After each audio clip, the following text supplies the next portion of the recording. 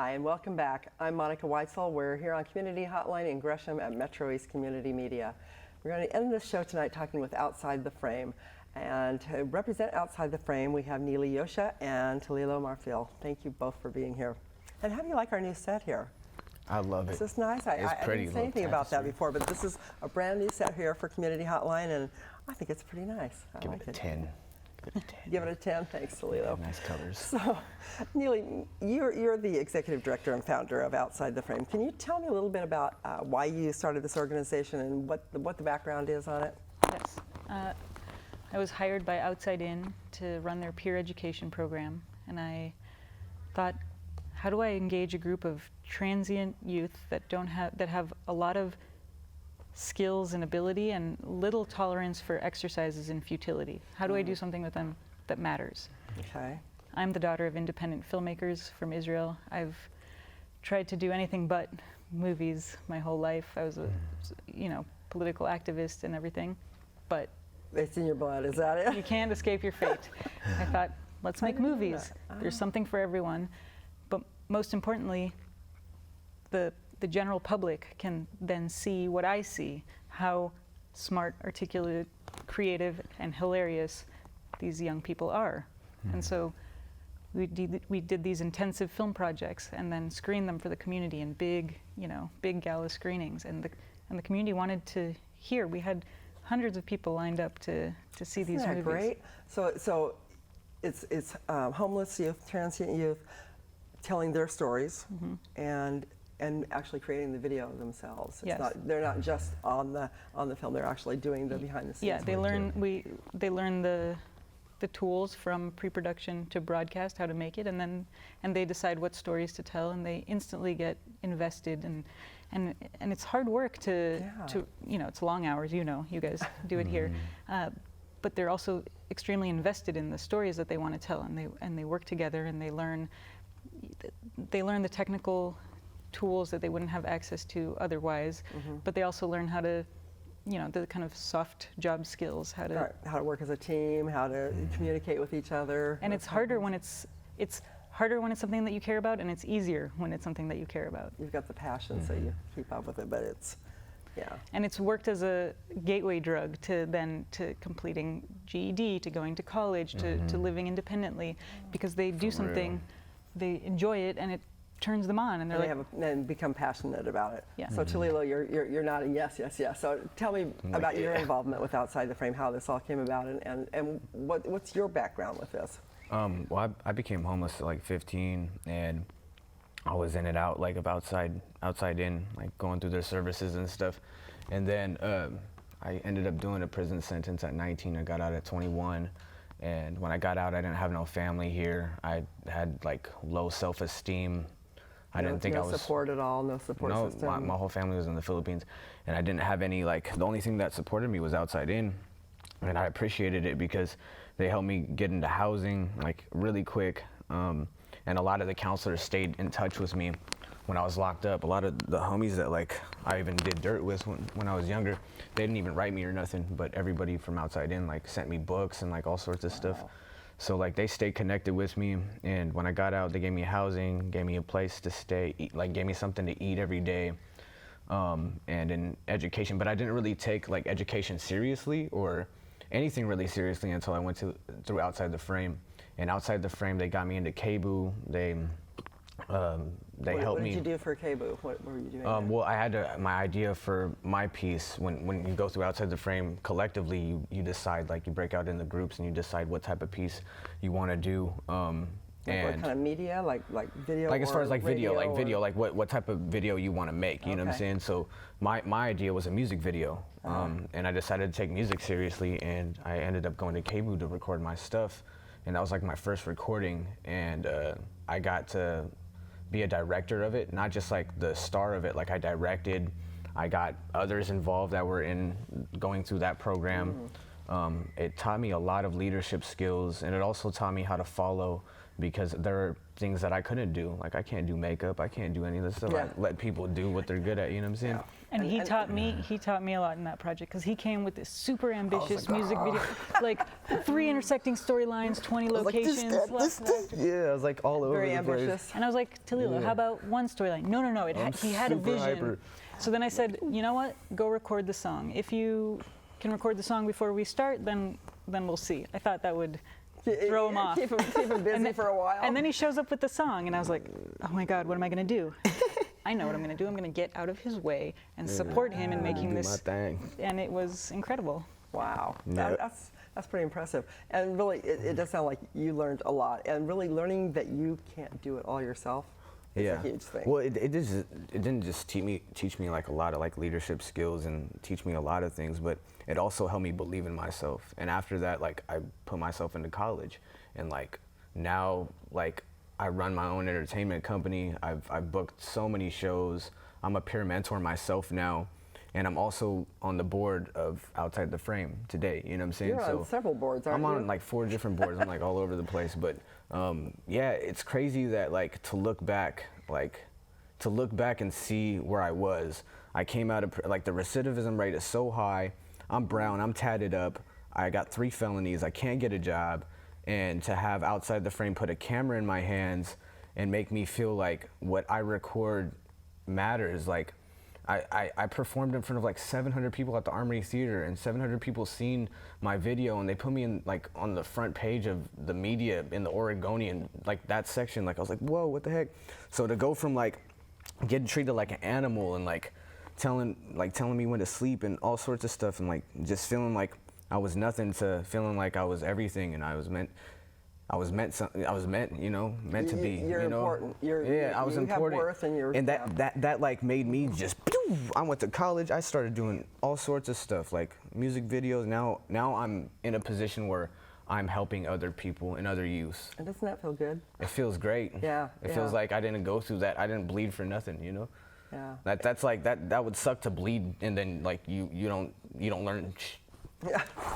Woo! Yeah. You don't learn anything from that. Good censoring there. That was really good. But you know, it's true because most of the people don't learn that stuff. Most of the people, like you said, the recidivism is so high.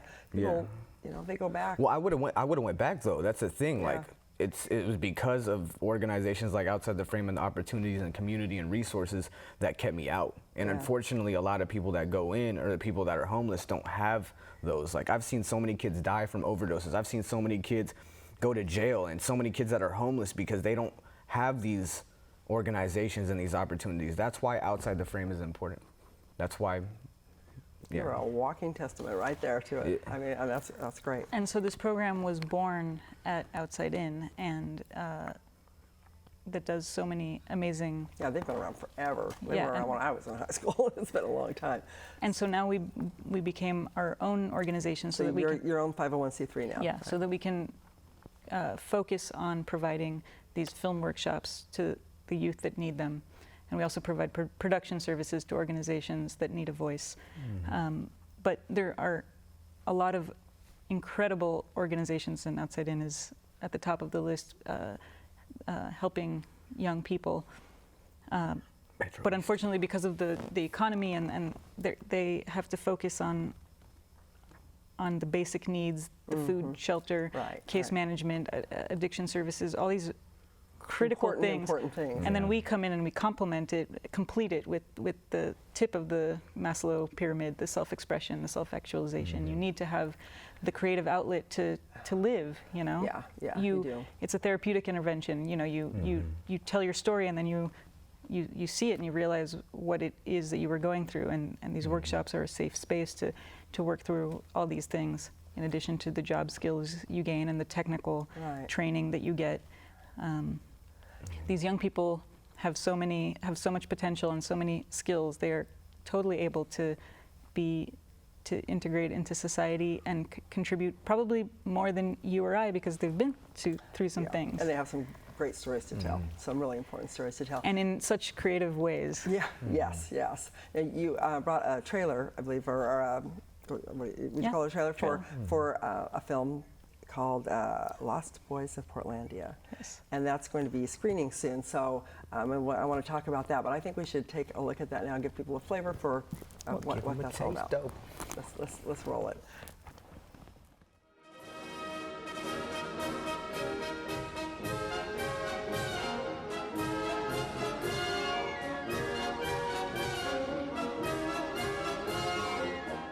Peter Pan is like a very traditional fairy tale about lost children who have to run away from their homes because they get abandoned, or they get abandoned for being who they are, so they run away to this place where they can be themselves. And and I think that's really what the streets are about.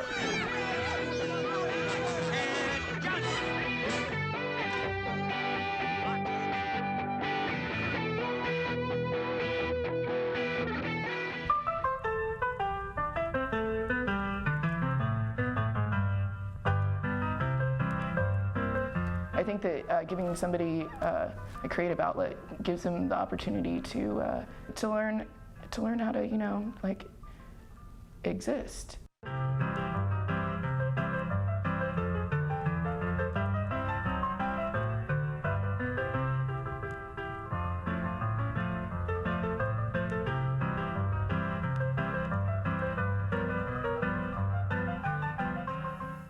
That's great. That's great. That looks really fun. How long is that documentary? It's 24 minutes. 24 minutes. And so the screening is going to be on June 7th, 7 p.m. It's free. You accept donations if somebody wanted to give a donation. We won't say no. I didn't think so. And that's at Revolution Hall at 1300 Southeast Stark. So that's the old Washington High School. Yeah, right? and Revolution Hall took something we all know and hate, high school, and turned it into something cool and fun. And that's what Outside the Frame is doing too. So it seemed like a perfect fit. Perfect venue. Fit.